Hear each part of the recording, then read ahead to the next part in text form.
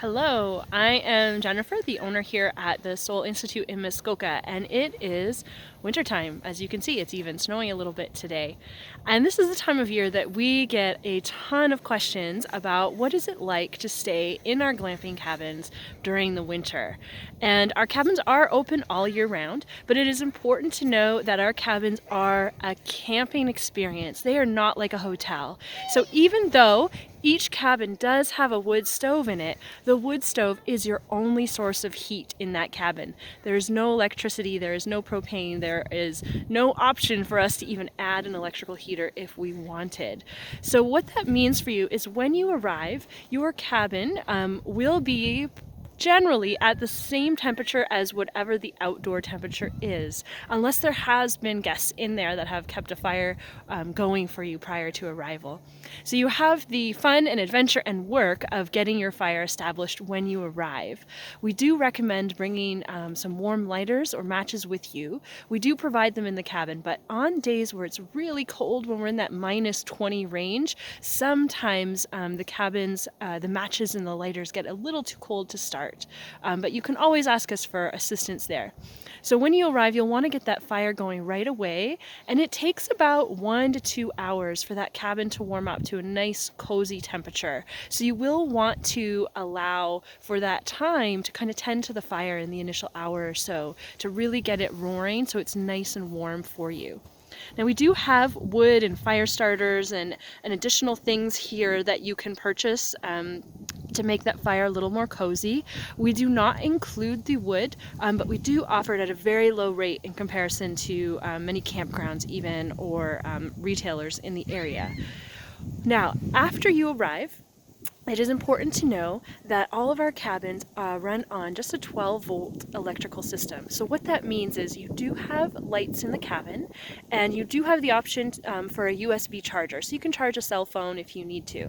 But that 12-volt system does not allow us to have electrical outlets in the cabin. So you cannot bring a heater, you cannot bring a television, you cannot bring any appliances because they will not work on that electrical system. And we've done that intentionally because we want this space to be a digital electrical detox so that you can get away from the hum of electricity and so forth.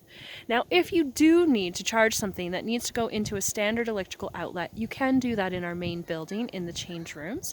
However, you will want to plan to be without that in the cabins themselves. Now, in our main building, you will also have access to washrooms and showers, and we do serve a breakfast in there in the mornings. We do not have any kitchen facilities available for our guests. So aside from a toaster and some hot water and coffee and tea that are available pretty much at all times, there's no stove, there's no microwave or anything like that. Many of our guests will head into the nearby towns of Washego, Gravenhurst, or Orillia for lunch or dinner, and some guests will bring a camp stove with them to cook on the picnic table outside. So if you're comfortable being outdoors in the cold, maybe plan to bring some extra supplies or equipment along with you to prepare a meal, or perhaps allow your adventures to go a little further so you can head into town. The other important thing to note is that none of our cabins have private washrooms attached to them. All of our washrooms are a shared facility, and during the winter months, our outdoor bathroom and shower are closed because the lines do freeze when it gets really chilly. However, our indoor facilities, which has regular water, running water, heat, towels, etc., they are open all day and all night, so you do have access to those. The walk from the cabins ranges from about 30 seconds to 2 minutes at a max, but you will need to walk to those facilities. They are not inside the cabins themselves. In terms of some fun, we do have our trail that's open all year round, so you're welcome to take a walk through our trail. You can rent some snowshoes if you like to head out, build a snowman, just relax, or you can visit some of the nearby attractions that are open as well. Hit up some of the other trails, some skiing, maybe snowmobiling, whatever is your flavor of fun. So if you are planning to come visit us in the winter, please do. It is magical up here. It is way more quiet than normal. But if you have any questions at all, please ask us in advance of booking because we do want you to be comfortable out here in the cold and the beauty. And we've had a lot of experience doing so. So we hope to see you soon and have a wonderful day.